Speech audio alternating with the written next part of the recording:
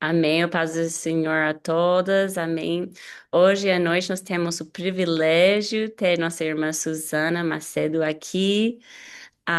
E antes ela começar a compartilhar sua história, esse estudo, eu gostaria para nossa irmã Talita orar para nós e para nós abrirmos nossos corações e também para qualquer pessoa que vai assistir esse estudo também no YouTube depois, para Deus mover, falar através do seu testemunho e também através sua palavra, em nome de Jesus.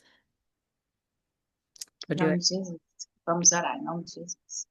Pai querido, Pai eterno, nós queremos agradecer, Deus, por este momento tão especial com nossa irmã Susana, Senhor, meu Deus, que veio trazendo, meu Deus, esta mensagem de fé, de esperança, de como podemos, meu Pai, passar por fases, Senhor, tão difíceis, Senhor Deus amado.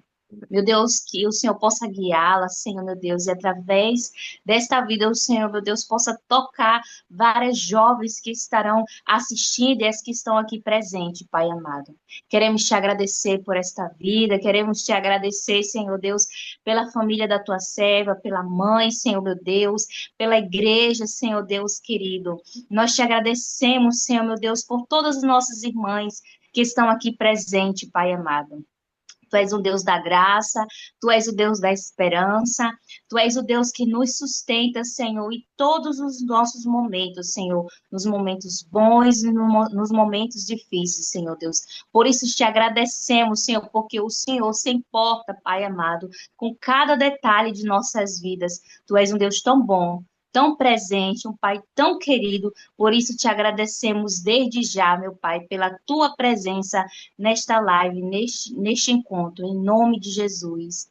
Amém. Em nome de Jesus. Amém, amém, irmãs.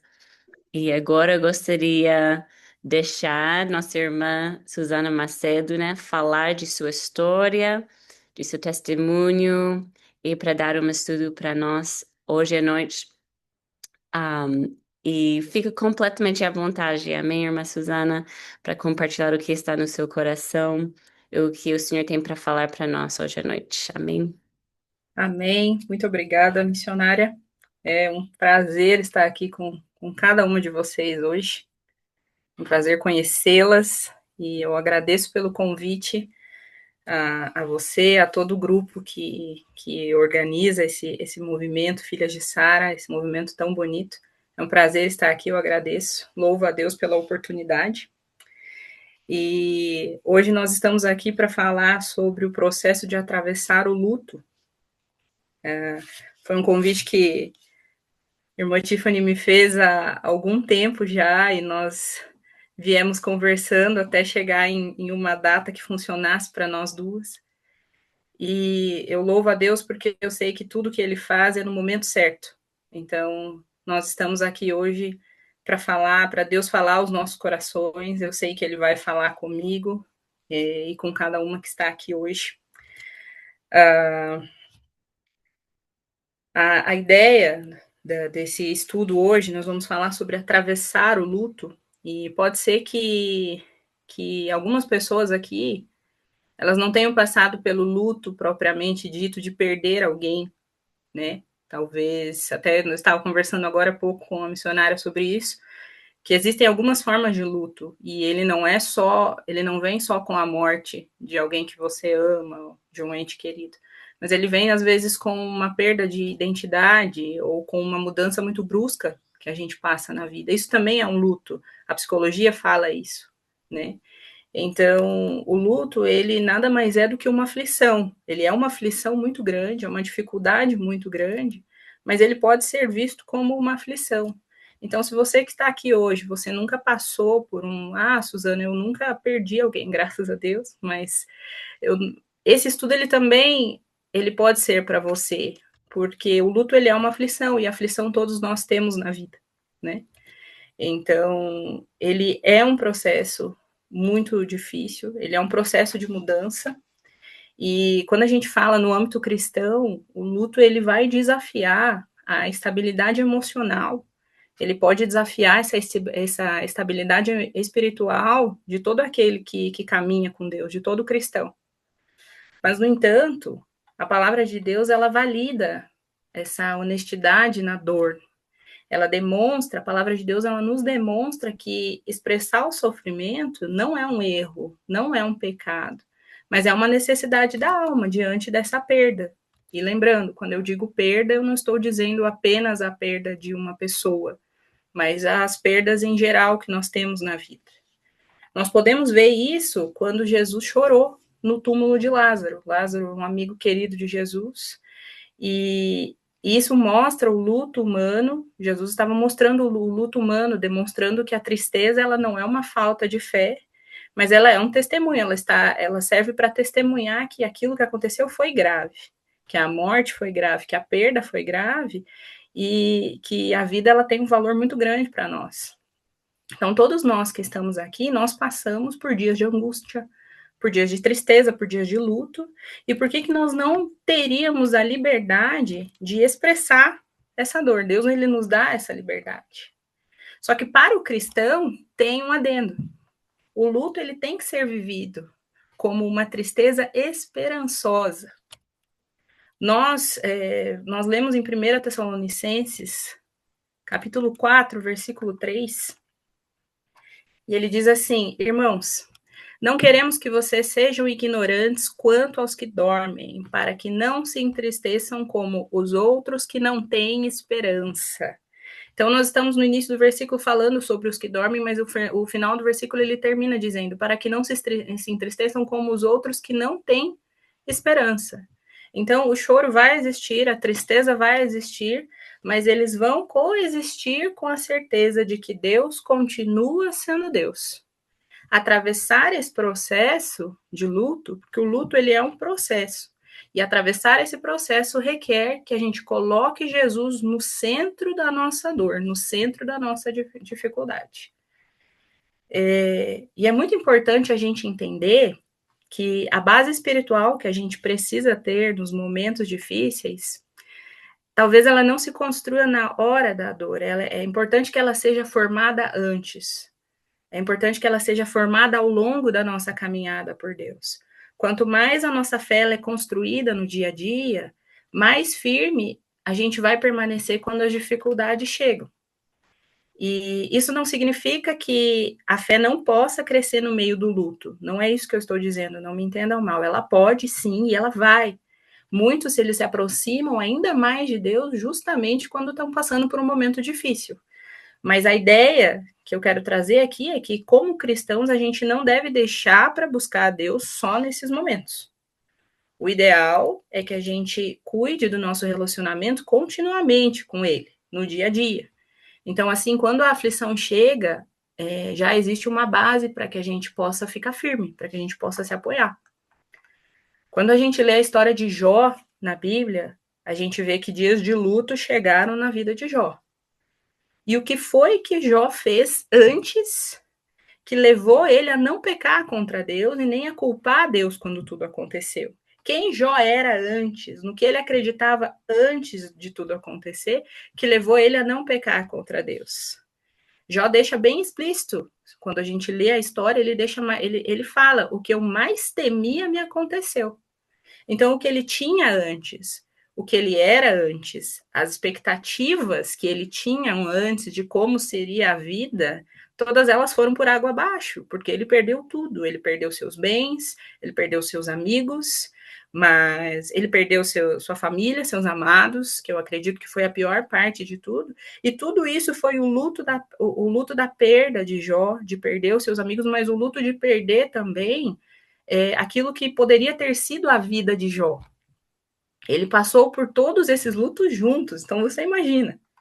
E aí a gente pode pensar, qual relacionamento que Jó tinha com Deus que levou ele a não pecar contra Deus, mesmo no pior momento da sua vida? E aí eu quero trazer um ponto para vocês, que é a convicção. Jó, ele sabia quem Deus era. Jó conhecia Deus e Jó confiava em Deus. Isso já está claro no primeiro versículo. Ali, Jó 1:1, ele diz: havia um homem na terra de Uz, cujo nome era Jó, homem íntegro e reto, temente a Deus e que se desviava do mal. Ou seja, lá no início, lá quando a vida de Jó estava lá no auge, lá quando as expectativas dele estavam lá em cima, ele tinha seus animais, ele tinha suas terras, ele tinha uma família grande, bonita, saudável, o versículo já frisa que Jó era temente a Deus. E foi isso que fez com que, no ápice do sofrimento de Jó, tendo perdido todos os bens, tendo perdido todos os filhos, Jó ele não disse eu sinto, ele não declarou eu entendo ou eu acho. No capítulo 19, versículo 25 de Jó, ele declara eu sei que o meu Redentor vive. Eu sei, convicção, conhecimento, eu sei. Se Jó não tivesse convicção, a sua esposa, por exemplo, a gente sabe que a esposa de Jó chega um momento que ela amaldiçoa teu Deus e morre.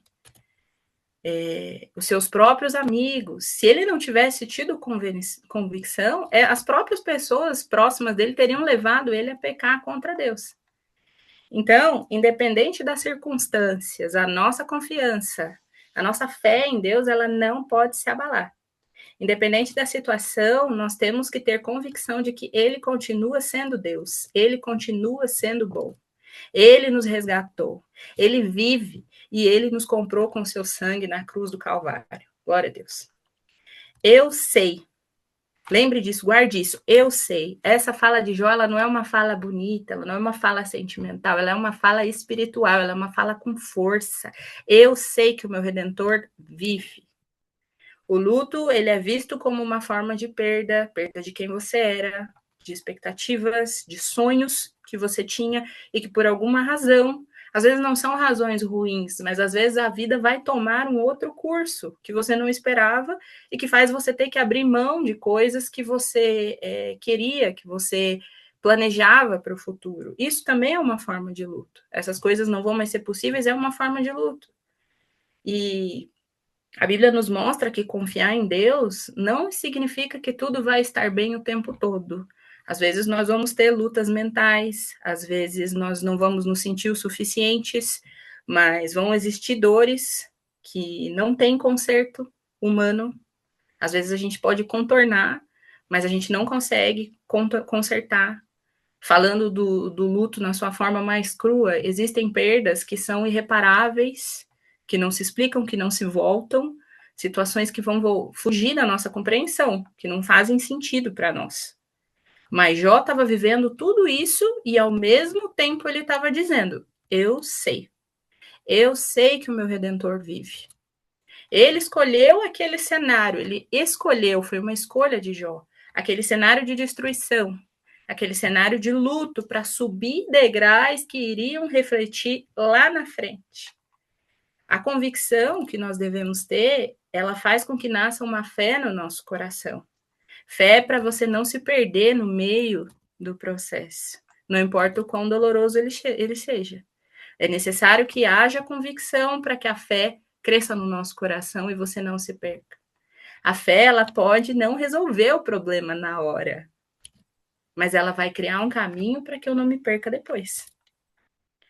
Se nós lemos ali Hebreus 11:1, ele diz, ora, a fé é o firme fundamento das coisas que se esperam e a prova das coisas que não se veem.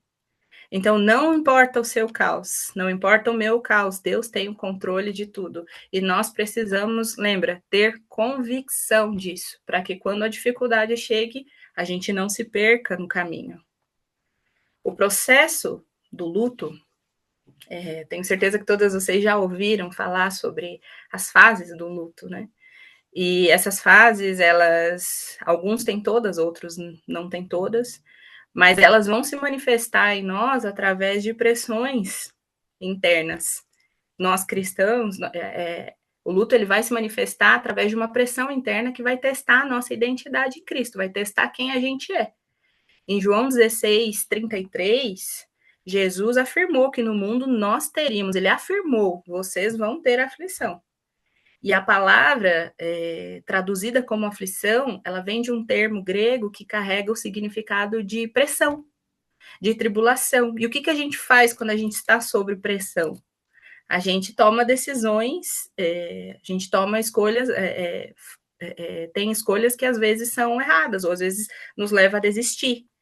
Mas veja, o versículo, ele termina dizendo, tem de bom ânimo, eu venci o mundo. Ou seja, Jesus já venceu as tribulações por nós. Ele já venceu as pressões por nós. Não é necessário que nós tomamos decisões que vão nos levar a um caminho errado, porque Jesus já venceu as tribulações, as pressões por nós. Eu não costumo falar muito sobre mim em estudos, até porque eu tenho, porque o foco principal ele seja sempre a palavra, mas hoje eu gostaria de compartilhar com vocês algumas experiências que eu tive. Quando eu perdi meu pai, eu tinha 18 anos. Meu pai era o pastor Cláudio Macedo, talvez algumas que estão aqui conheçam. E ele era um pastor muito conhecido, muito amado. E eu tinha 18 anos, então eu ainda tinha uma visão mais inocente do mundo, assim. Minha família estava sempre reunida, meus pais, meus 2 irmãos, e a gente já tinha passado por dificuldades, como todo mundo, né? Todos passam, todos têm dificuldades, mas por alguma razão a morte chegar na minha família nunca passou pela minha cabeça. Eu achava que eu tinha aquela visão de que enquanto está todo mundo junto, nada pode nos abalar. Pode vir o que vier, nós juntos, isso nada vai acontecer. Então, quando tudo aconteceu, quando meu pai faleceu, a ficha ela demorou um pouco para cair. Até o último dia que ele estava doente, eu não acreditei que ele ia morrer, porque a morte não era uma realidade para mim. Eu nunca tinha tido contato com a morte. Então, quando ele morreu, além da tristeza, além da saudade, um dos sentimentos que me atingiram foi o medo. Só que era o medo do desconhecido. Era o medo de não saber como seria dali para frente. Era o medo de sofrer, era o medo de ver minha família sofrer. Era o medo de não saber o que nós faríamos dali para frente, porque o meu pai era o pilar da nossa família, então quando você perde o pilar é como se você fica meio manco, assim, né? A família parece que dá aquela. Então eu tinha esse medo do desconhecido. Já quando a minha irmã faleceu, eu tive uma irmã também, levita na casa do Senhor, e ela tinha 32 anos quando ela faleceu, ela era enfermeira, e na pandemia do Covid ela contraiu o vírus e veio a falecer. E quando ela faleceu, eu tive um tipo diferente de medo. Era o medo do que eu já conhecia. Era o medo de passar por tudo aquilo de novo, porque eu já tinha passado uma vez e eu me desesperei. Eu pensei, meu Deus, eu não consigo passar por tudo isso de novo. Eu não tenho estrutura para passar tudo isso de novo. E quando nós lemos o capítulo 56 de Salmos, a gente vê o rei Davi fugindo dos filisteus e ele estava indo para e ele acabou indo parar num território inimigo. Lá ele teve medo. O medo no luto ele pode não ser, ele não pode ser negado, mas ele tem que ser atravessado com Deus. Então, se você tem medo, você precisa atravessar esse medo com Deus. Salmo 56, 3. Rei Davi diz: em me vindo o temor, hei de confiar em ti.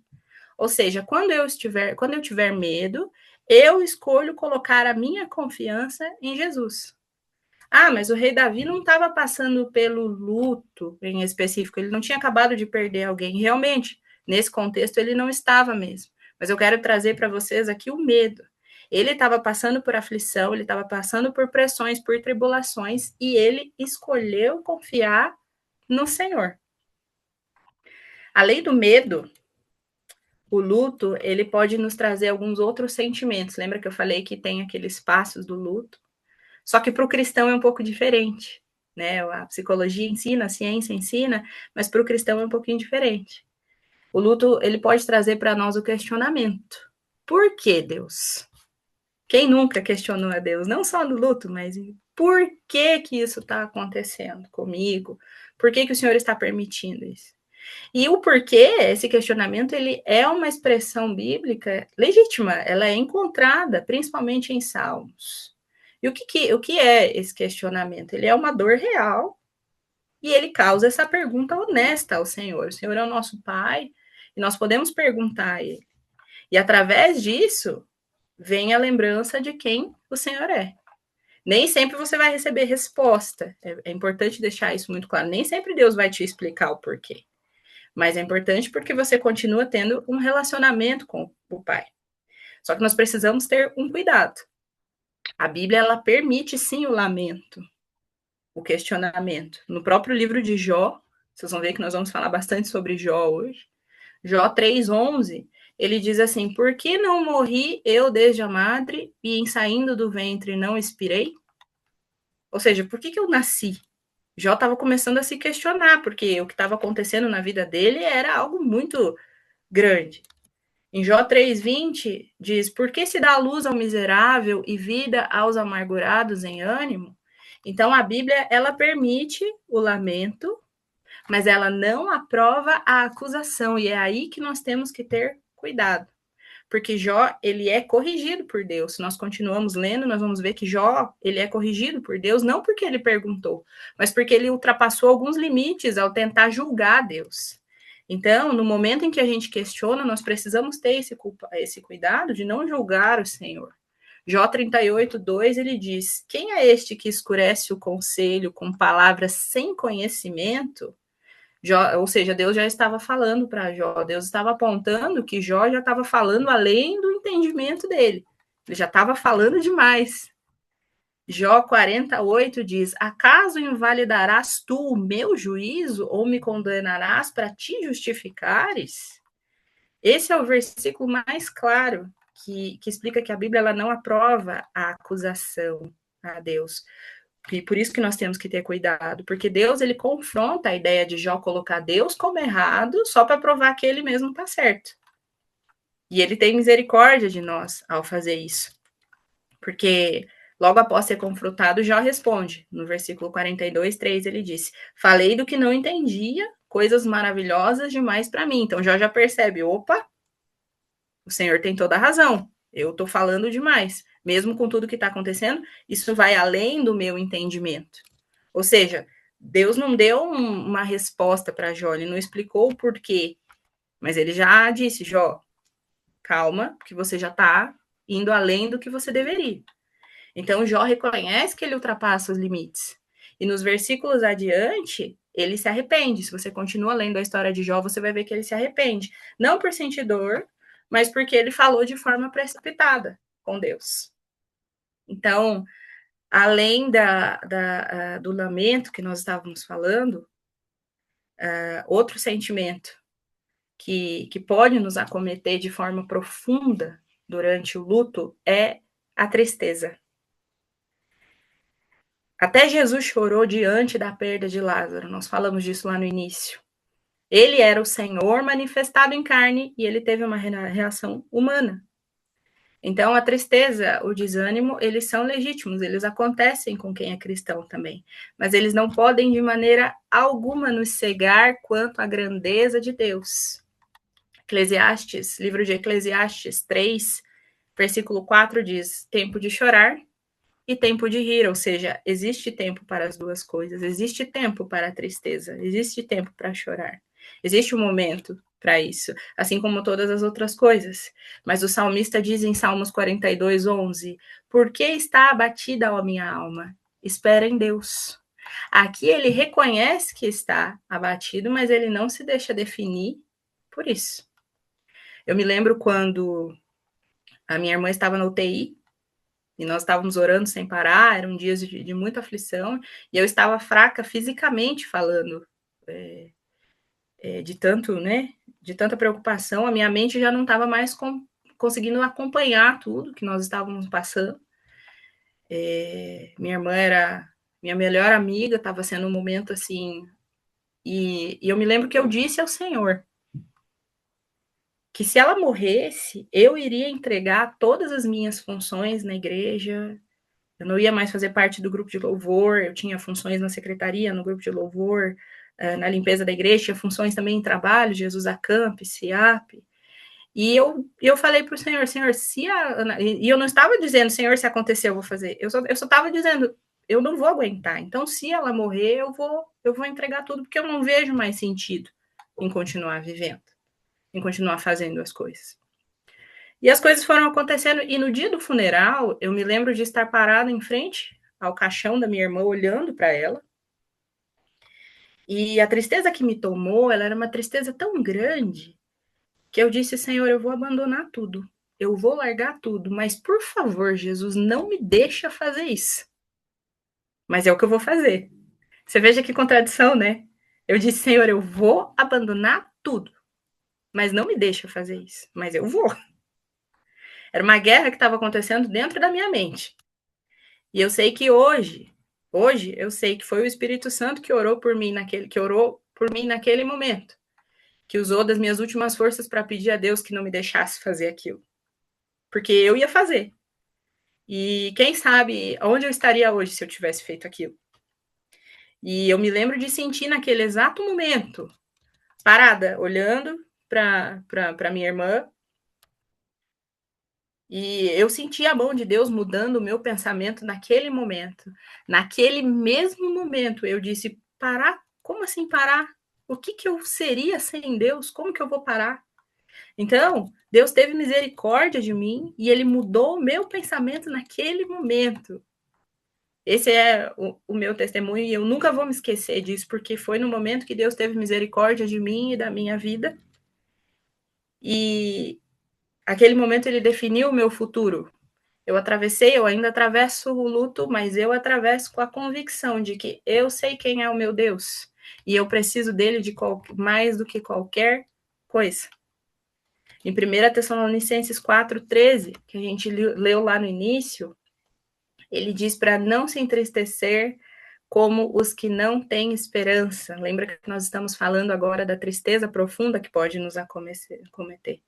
E o versículo fala sobre os que não têm esperança. E que esperança é essa? A esperança da glória. Colossenses 1,27 diz: aos quais Deus quis fazer conhecer quais são as riquezas da glória deste mistério entre os gentios, que é Cristo em vós, a esperança da glória. A palavra de Deus, ela nos diz que Cristo, que o Espírito Santo, ele é consolador. Mas aquele consolador, João 14,26, mas aquele consolador, o Espírito Santo, que o Pai enviará em meu nome, esse vos ensinará todas as coisas e vos fará lembrar de tudo quanto vos tenho dito. E o verso 27 diz: eu deixo-vos a minha paz eu vos dou. Não a dou como o mundo a dá. Não se turbe o vosso coração e nem fiquem com medo. Aqui Jesus ele está deixando muito claro: eu não vou te dar a paz como o mundo a dá. Ou seja, não é uma paz que depende de tudo estar bem, não é uma paz que depende de não existir problemas, mas ela é uma paz que permanece. Pouco tempo após Jesus chorar lá, quando Lázaro morreu, ele vai até um túmulo e ele realiza um dos maiores milagres, ele ressuscita Lázaro. Ou seja, o choro de Jesus ele não era pela falta de poder, ele só estava expressando o amor dele por Lázaro. No luto nós também podemos passar pela raiva. A Bíblia nos mostra pessoas que sentiram raiva, que questionaram e discordaram, mas elas ainda assim continuaram em relacionamento com ele. O próprio Jó, no capítulo 3, ele chega a amaldiçoar o dia em que ele nasceu. Mas nós já vimos que no final Deus corrige ele, nós já falamos sobre o questionamento. E a Bíblia ela nos ensina esse limite. Talvez até nós teremos raiva, mas nós somos chamados, nós cristãos, a não endurecer o nosso coração contra Deus. Efésios 4,26 diz: irai-vos e não pequeis. Aqui Paulo está ensinando aos Efésios como deve ser a vida de quem segue a Cristo.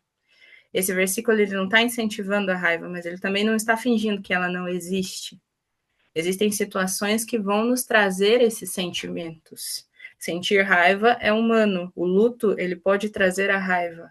O perigo está no que vem depois. A continuação, se você ler, do texto, ela explica isso melhor.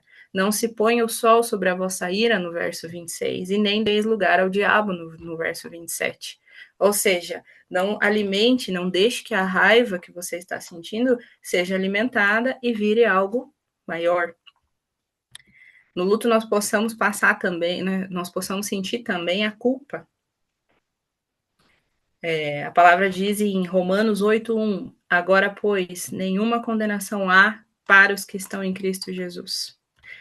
A culpa que nos acusa, a culpa que nos aprisiona, ela não vem de Deus. Às vezes a gente confunde, mas é porque eu estou de luto, então eu estou sentindo essa culpa. Se ela te acusa, se ela te aprisiona, ela não vem de Deus. Aquele perigo, né, de, eu poderia ter feito mais.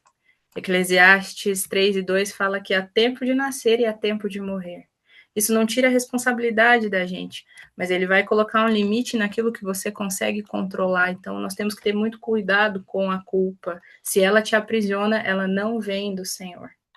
E o que nós devemos fazer com todos esses sentimentos? Com a culpa, com a raiva, com a tristeza, com o questionamento. Nós devemos levá-los a Deus em oração. Salmos 13:2 diz: Até quando estarei eu lutando com pensamentos e com tristeza no coração dia após dia? Davi está lutando contra pensamentos, está em angústia mental. Ele repete, se você ler, você vai ver que ele repete várias vezes: Até quando, Senhor? Isso mostra a intensidade da dor que ele estava sentindo. Mas Salmo 62:8 diz: Derramai perante ele o vosso coração. Salmo 55:22, lançai o teu cuidado ao Senhor e ele te susterá. Filipenses 4:6, sejam conhecidas diante de Deus as vossas petições, lançando sobre ele toda a vossa ansiedade, porque ele tem cuidado de nós. Então, o que eu faço com todos esses sentimentos? Eu vou lançar ao Senhor, eu vou colocar diante do Senhor. Senhor, tá doendo. Senhor, eu tô com raiva. Senhor, eu tô com medo. Eu tô muito triste, Senhor. Cura o meu coração. Acalma a minha mente. É isso que nós temos que fazer. Nós temos que entregar aos pés do Senhor. E isso não serve apenas para o luto. Não serve apenas quando alguém que a gente ama morre. Isso serve para todas as situações da nossa vida. Só que o mais importante dos sentimentos, com certeza, é a esperança. Ela pode parecer fraca no começo, quando algo acontece com a gente. Pode ser que a esperança ela seja fraca, mas ela deve existir. Nós, como filhos de Deus, nós não podemos viver sem a esperança. Nós lemos lá no início 1 Tessalonicenses 4:13. Ele diz para nós não sofrermos como os que não têm esperança. E vejam que é interessante que o versículo ele não diz não sofram. Ele diz não sofram como. Ou seja, existe um sofrimento com esperança e existe um sofrimento sem esperança. Se Jesus venceu a morte, então a morte ela não tem a palavra final na sua vida. O luto ele não tem a palavra final na sua vida. Existe esperança e essa esperança ela vai te sustentar durante os períodos de tribulação. Isaías 40:31, ele diz: Mas os que esperam no Senhor renovarão as forças, subirão com asas como águias, correrão e não se cansarão, caminharão e não se fadigarão. Tem que haver, é necessário que haja esperança, é necessário que nós esperamos no Senhor. Às vezes nós não enxergamos o caminho, mas nós temos que esperar no Senhor. Nós atravessarmos o luto, atravessarmos uma dificuldade, vai exigir uma disposição para mudança, vai exigir atitude espiritual, independente se você tem ânimo ou não. Diante do mar, diante dos inimigos, a ordem de Deus foi: digam aos israelitas que marchem. Marchar, seguir em frente, não vai depender de vontade ou do que você está enxergando. Os israelitas devem ter pensado assim, mas marchar para onde, Senhor? Se você parar, meu pastor falou isso ontem, se você parar na frente de uma praia e pensar assim, eu vou correr até a metade desse mar, pensa como que você vai se sentir. É impossível. E o que os israelitas devem ter sentido marchar para onde? Mas marchar, seguir em frente, ele vai depender de uma obediência à ordem do Senhor. E é necessário avançar para um lugar que nós ainda não vemos o caminho, mas nós confiamos que Deus vai abrir a saída. Então, já partindo para o encerramento desse estudo, o luto cristão, ele é um processo de moldagem na gente. A palavra de Deus, ela diz que todas as coisas cooperam para o bem daqueles que amam a Cristo. O luto, quando atravessado em Deus, ele vai produzir em nós maturidade espiritual. Um dos momentos mais difíceis é quando, na vida, em geral, é quando nós oramos e nós não temos resposta imediata. Mas a gente tem que lembrar que o silêncio de Deus, ele não significa a ausência dele. Nós não estamos sozinhos. Jesus estava no barco, mesmo durante a tempestade, só que ele estava dormindo. E mesmo assim ele estava em total controle da situação. O luto, ele pode ser o catalisador para a gente passar de ouvir falar para ver Deus com os próprios olhos. Jó 42 diz assim: antes eu te conhecia só por ouvir falar, mas agora eu te vejo com os meus próprios olhos. A nossa esperança final, ela está na promessa de Apocalipse 21:4, que diz que Deus enxugará dos olhos toda lágrima. A morte, o luto, a dor, eles deixarão de existir. Só que enquanto esse dia não chega, nós temos a liberdade de chorar com os que choram, como a gente lê em Romanos, sabendo que o nosso Redentor vive e que no final nós vamos o ver com os nossos próprios olhos. Amém? Glória a Deus.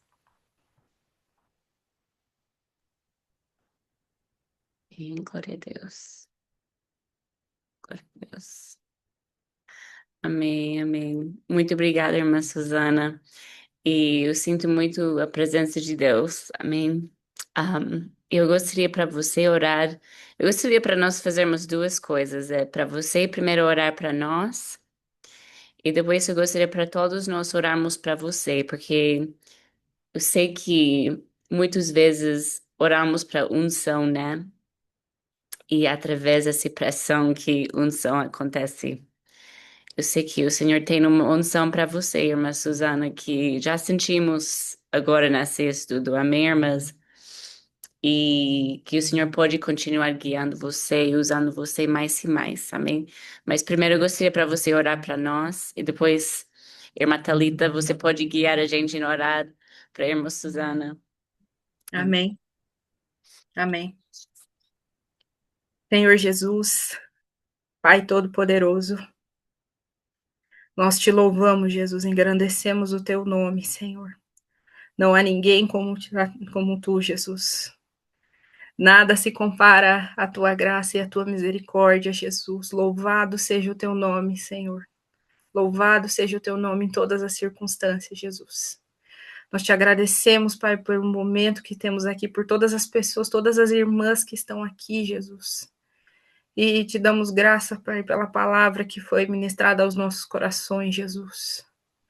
Eu peço, Senhor Jesus, que a palavra que o Senhor trouxe para nós hoje, que ela cause transformação, Jesus, nos nossos corações e nas nossas mentes. Que nós sejamos renovadas, Senhor Jesus, nos nossos pensamentos. Que não saiamos daqui hoje, Jesus, assim como nós chegamos, mas que a tua palavra cause renovação, Jesus. Coloca, Senhor, a tua mão preciosa. Tua palavra diz que o Espírito Santo é consolador, Jesus. Coloca a tua mão preciosa no coração e na mente de cada um que está aqui hoje. O Senhor sabe de todas as coisas, o Senhor sabe, Jesus, das situações que temos passado, mas que nós tenhamos convicção de quem o Senhor é, Jesus, para que nada, nenhuma situação e nem ninguém venha nos abalar, Jesus. Que tenhamos convicção de que o Senhor é o nosso Redentor, que o Senhor vive e que um dia nós estaremos contigo, Jesus. Não há ninguém como tu, Jesus, nós te damos graça. Coloca a tua mão poderosa, Senhor, sobre cada uma de nós, Jesus. Nós te louvamos, Pai. Amém. Amém. Muito obrigada, irmã Thalita. Você pode orar para a irmã Suzana e todas as nossas irmãs. Vamos orar para ela, em nome de Jesus. Glória a Deus. Senhor, meu Deus, tu és um Deus tão fiel, tão poderoso. Deus que trouxe essa palavra através da tua filha, uma palavra de fé, de convicção, Senhor, que o Senhor está perto de nós, que o Senhor é o Deus que supre, que guarda, que nos ergue, Senhor, Deus da glória. Oramos por tua serva, oramos pela sua família, por sua mãe, por sua igreja, Senhor Deus amado, por seus líderes, Senhor Deus amado, que ela possa, Senhor meu Deus, ser cada dia capacitada pelo Teu Espírito Santo, Pai amado. Renova as forças, Senhor Deus, dá um novo sonho, novos pensamentos, Senhor Deus da glória, para que ela, Senhor, possa ver que o que o Senhor tem preparado, Pai amado, para ela, Senhor, é muito mais do que ela tem planejado, muito mais do que ela tem sonhado, Senhor Deus amado. Te agradecemos, Senhor, meu Deus amado, pela vida, Senhor, da tua serva, Senhor Jesus Cristo, que ela possa ver, Senhor Deus amado, além, Senhor, dos limites, Senhor, dos limites humanos, Pai querido amado. Tu és um Deus que realiza sonhos, Tu és o Deus que supre as necessidades, Tu és o Deus que está perto de nós quando nós estamos sozinhos, quando estamos no nosso quarto, quando estamos, Senhor, indo para o nosso trabalho, para a nossa escola, e nossos pensamentos conversando contigo. Só o Senhor nos conhece. Por isso, Senhor, meu Deus, eu oro pela tua filha, para que ela se sinta, Senhor, acolhida por nós, pelos anjos, por ti, Senhor, se sinta abraçada, Senhor, amada, Pai querido.